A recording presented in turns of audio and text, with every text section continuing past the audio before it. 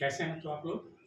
उम्मीद करता हूँ कि आप भी बढ़िया होंगी और ये कंटेंट आपके लिए काफ़ी मददगार साबित हो रहे होंगे। आइए चलते हैं। अगला टॉपिक जो है वर्ब है।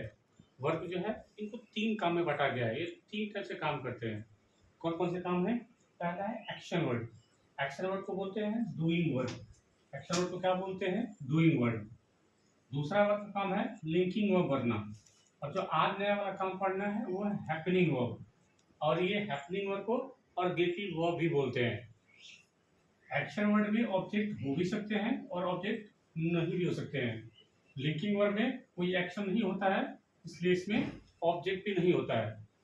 तीसरा है हैपनिंग वर्ड, इसमें भी ऑब्जेक्ट नहीं होता है। अब आइए मैं इनको आपको काम बताता हूँ कि कैसे काम करते हैं। ही राइट्स अ लेटर, वह एक पत्र लिखता है। काम हो रहा है राइट करने का, तो राइट क्या हो जाएगा? Main word. कौन काम कर रहा है? ही, तो ही क्या हो जाएगा? सब्जेक्ट। पार्ट ऑफ स्पीच क्या हो जाएगा? प्रोनाउन। ही राइट व्हाट, वो क्या लिखता है? तो लेटर लिखता है। लेटर क्या हो जाएगा? ऑब्जेक्ट हो जाएगा। और लेटर क्या है? नाउन है, क्योंकि इससे पहले आर्टिकल लगा हुआ है। हमने क्या देखा? यहाँ पे जो राइट है, यहाँ पे काम हो रहा है लिखने का, तो राइट कौन सी वर्ब हो जाएगी? ये एक्शन वर्ड हो जाएगी, डूइंग वर्ब हो जाएगी। और इसमें ध्यान रखिए कि इसमें ऑब्जेक्ट आ भी सकता है और ऑब्जेक्ट नहीं भी आ सकता है। इसमें ऑब्जेक्ट आ भी सकता है और नहीं भी आ सकता है। अगला सेंटेंस है आई एम अ स्टूडेंट, मैं एक विद्यार्थी हूँ। अब यहाँ पे देखिए कोई काम हो नहीं रहा है, केवल एक इंफॉर्मेशन दी जा रही है। तो एम क्या हो जाएगा? Main verb. आई क्या हो जाएगा? सब्जेक्ट। पार्ट ऑफ स्पीच क्या हो जाएगा? प्रोनाउन। अब बताइए मेन वर्ब है तो लिंकिंग वर्ब हो जाएगी। मैं आपको पढ़ा चुका हूँ, और जिन लोगों ने अभी तक वीडियो देखा नहीं है, इसकी वीडियो देख लीजिए। तो ये लिंकिंग वर्ब है, आपको पता है कि इसमें क्या आएगा? ऑब्जेक्ट नहीं आएगा, सब्जेक्ट कॉम्प्लीमेंट आएगा। और स्टूडेंट देखिए इससे पहले ए आर्टिकल लगा हुआ है, इसका मतलब सब्जेक्ट कॉम्प्लीमेंट क्या हो जाएगा? नाउन हो जाएगा। ए एंड क्या आ जाएगा? आर्टिकल हो जाएगा। ये काम मैं आपको पढ़ा चुका हूँ। अब जो अगला नया काम देखना है वो है हैपनिंग वर्ब। इसको ऑर्गेटिंग वर्ब भी बोलते हैं। ये कैसी वर्ब होती है? तो ये ऐसी वर्ब होती है कि इसमें कोई एक्शन तो होता है लेकिन करने वाला कोई होता नहीं है। इसमें एक्शन तो होगा, जैसे कुर्सी टूट गई, किसी ने तोड़ा नहीं, लड़का गिर गया, कोई गिरा नहीं, आइसक्रीम पिघल गई, कौन पिघलाया? तो ऐसे काम में लाने के लिए या ऐसे एक्शन को दिखाने के लिए हैपनिंग वर्ब का हम यूज करते हैं। जैसे ये सभी वर्ड जो मैंने आपको लिखा हुआ है देख लीजिए। अब आइए आपको इसको इम्प्लीमेंट करके दिखाता हूँ। Clothes dry quickly in summers, गर्मी में कपड़े जो है जल्दी सूख जाते हैं। बताइए कौन सुखाता है? तो ये वर्ब से रखिए, आपका काम है सूखने का, तो मेन हो जाएगी ड्राई। कौन सूखता है? कौन सूखता है? तो क्लोथेस सूखते हैं। देखिए मेन वर्ब का जो रिसीवर होगा वो ऑब्जेक्ट होगा, यानी कि ऑब्जेक्ट लिखा गया है। यहाँ पे कोई भी जो डूअर नहीं है। मैंने यही कहा कि जो हैपनिंग वर्ब होंगी इसमें एक्शन अपने आप होंगे। तो सूखने का हमारा मेन वर्ब, और देखिए ये ऑब्जेक्ट है, अब ये सब्जेक्ट बन जाएगा और नाउन हो जाएगा।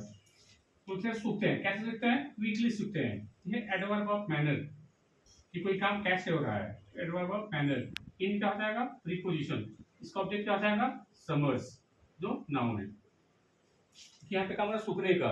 अब ध्यान रखिए कि जो ये वर्ड लिखे हैं, ऐसा नहीं है कि हमेशा ये रट्टा मार लेंगे कि ये हमेशा जो है वो हैपनिंग वर्ड होगी, ऐसा कुछ नहीं है। डिपेंड करता है कि सेंटेंस की मीनिंग क्या लाना चाहता है। अगर मैं कहूँ कि आई आई ड्राइड माई हेयर, मैंने अपने बाल को सुखा दिया, तो यहाँ पे जो ड्राई है उसको सुखाने का डूअर मैं हूँ, मैंने सुखाया है। तो यहाँ पे ड्राई जो है वो एक्शन वर्ड हो जाएगी।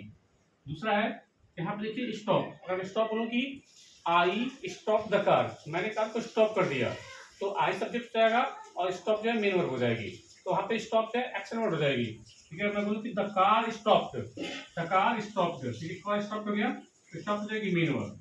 अब स्टॉप कौन किया? क्या कार करेगा? कार खुद को रोकेगा, तो ये रुकता है। तो ये यहाँ पे कार लिखा हुआ है, स्टॉप जाएगी ये मेन वर्ब, और ये जाएगी हैपनिंग वर्ब। ध्यान रखिएगा हैपनिंग वर्ब हो जाएगी।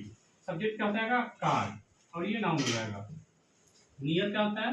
प्रीपोजिशन। प्रीपोजिशन का ऑब्जेक्ट कौन हो जाएगा? स्कूल, और ये नाउन है। ध्यान रखिए स्टॉप जो है कभी इसको रट्टा नहीं मारना है।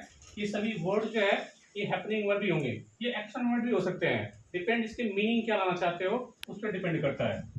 Sunil fell from the stairs, Sunil सीढ़ियों से गिर गया। यहाँ पे काम है गिरने का, तो मेन वर्ड क्या हो जाएगा? कौन गिरा? तो सुनील गिरा। देखिए इस वर्ड का रिसीवर है, ये ऑब्जेक्ट है, लेकिन यहाँ पे सब्जेक्ट लिखा हुआ है। तो ये वर्ड कैसी हो जाएगी? ये वर्ड जो है हैपनिंग वर्ब हो जाएगी। इसमें ये काम अपने से हो रहा है, वो गिर गया है, कोई गिरा नहीं है, तो ये हैपनिंग वर्ब हो जाएगी और शुरू हो जाएगा सब्जेक्ट, क्योंकि इसका ऑब्जेक्ट है, ये फिर भी इसको सब्जेक्ट मानेंगे और ये नाउन हो जाएगा। फ्रॉम क्या हो जाएगा, प्रीपोजिशन, इसका ऑब्जेक्ट कौन हो जाएगा, स्टेयर्स, और ये नाउन है। तो कैसे नाउन पता चला, इस पे आर्टिकल लगा हुआ है। तो देखा आपने कैसे हमने पढ़ा कि जो हैपनिंग वर्ब होती है कब कब हैपनिंग वर्ब होती है, तो जब इनमें एक्शन होगा, जब इनमें एक्शन होगा और उस पर डूअर कोई नहीं होगा, कोई काम करने वाला नहीं होगा, तब ये हैपनिंग वर्ब हो जाएंगी। इनको अर्गेटिव वर्ब भी बोलते हैं, और ये सभी जो वर्ड हैं ये हैपनिंग वर्ब की तरह भी काम करते हैं और एक्शन वर्ब की तरह भी काम करते हैं। डिपेंड करता है कि उनके मीनिंग आप क्या लाना चाहते हो। तो आज का टॉपिक कैसा लगा, कैसा सेशन लगा, जरूर कमेंट बॉक्स बताइएगा। धन्यवाद।